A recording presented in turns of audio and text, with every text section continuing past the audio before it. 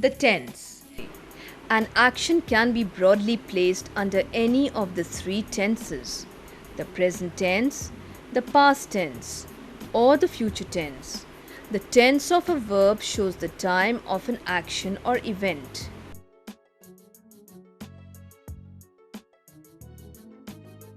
Present tense. A verb denoting an action taking place in the present time is said to be in the present tense. Example, he writes a book.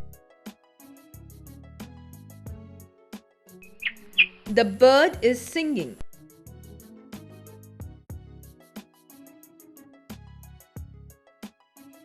Past tense. A verb denoting an action that has taken place in the past is said to be in the past tense.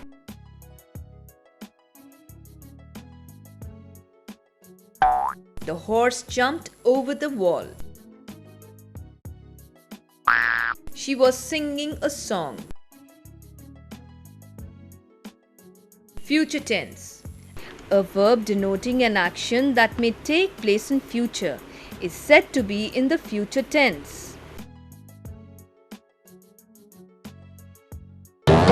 Examples, he will write a book. I shall be singing a song. Present tense.